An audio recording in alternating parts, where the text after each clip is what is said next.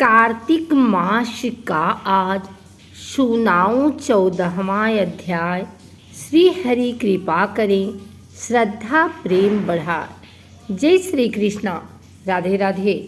आइए सुनते हैं कार्तिक मास महात्म्य का 14वां अध्याय।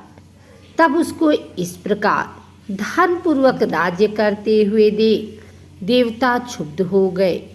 उन्होंने देवाधिदेव शंकर का मन में स्मरण करना आरंभ किया। तब भक्तों की कामना पूर्ण करने वाले शंकर ने नारद जी को बुलाकर देव कार्य की इच्छा से उनको वहां भेजा। शंभु भक्त नारद शिव की आज्ञा से देवपुरी में गए। इंद्र आदि देवता सभी देवता व्याकुल हो शीघ्रता से उठ नारद जी को उत्कंठाभरी दृष्टि से देखने लगे। अपने सब दुखों को कहकर उन्हें नष्ट करने की प्रार्थना की। तब नारद जी ने कहा, मैं सब कुछ जानता हूँ, इसलिए अब मैं दैत्यराज जलंधर के पास जा रहा हूँ। ऐसा कह नारद जी देवताओं को आश्वासित कर जलंधर की सभा में आए। जलंधर ने नारद जी के चरणों की पूजा कर हंसते हुए कहा, हे ब्रह्मा, कहिए आप कहाँ से आ रहे हैं, यहाँ कैसे आए हैं। मेरे योग्य जो सेवा हो उसकी आज्ञा दीजिए। नारद जी प्रसन्न होकर बोले, हे महाबुद्धिमान जलंधर, तुम धन्य हो। मैं स्वेच्छा से कैलाश पर्वत पर गया था, जहाँ 10,000 योजनों में कल्पवृक्ष का वन है। वहाँ मैंने सैकड़ों कामधेनुओं को विचरते हुए देखा तथा यह भी देखा कि वह चिंतामणि से प्रकाशित परम दिव्य अद्भुत और सब कुछ सुवर्णमय है। मैंने वहाँ पार्वती के साथ स्थित शंकर जी को भी देखा, जो सर्वांग सुंदर गौरवर्ण त्रिनेत्र और मस्तक पर चंद्रमा धारण किए हुए हैं।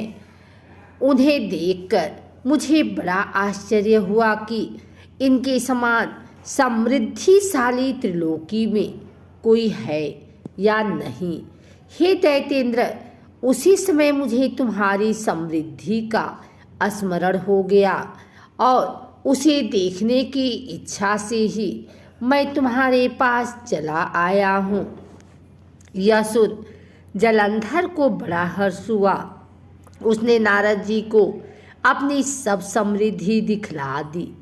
उसे देख नारद ने जलंधर की बड़ी प्रशंसा की और कहा कि निश्चय ही तुम त्रिलोकीपति होने के योग्य थे। ब्रह्मा जी का हंसयुक्त विमान तुम ले आए हो और भूलोक, पाताल लोक और पृथ्वी लोक पर जितने भी इंद्र आदि देवता हैं, तुम्हारे ही ऐरावत, उच्चैश्रवा, घोड़ा, कल्पवृक्ष और कुबेर की निधि भी तुम्हारे पास है। मणियों और रत्नों के ढेर भी तुम्हारे पास लगे हुए हैं। इससे मैं बड़ा प्रसन्न हूँ, परंतु तुम्हारे पास कोई स्त्री रत्न नहीं है। उसके बिना तुम्हारा यह सब फीका है। तुम किसी स्त्री रत्न को ग्रहण करो। नारद जी के ऐसे वचन सुनकर दैत्यराज काम से व्याकुल हो गया। उसने नारद जी को प्रणाम कर पूछा कि ऐसी स्त्री कहाँ मिलेगी जो सब रत्नों में श्रेष्ठ हो। नारद जी ने कहा, ऐसा रत्न तो कैलाश पर्वत में योगी शंकर के ही पास है। उनकी सर्वांग सुंदरी पत्नी देवी पार्वती बहुत ही मनोहर है। उनके समान सुंदरी मैं किसी को नहीं देखता। उनके उस रत्न का उपमा तीनों लोकों में कहीं नहीं है। देवर्षि उस दैत्य से ऐसा कहकर देव कार्य करने की इच्छा से आकाश मार्ग से चले गए।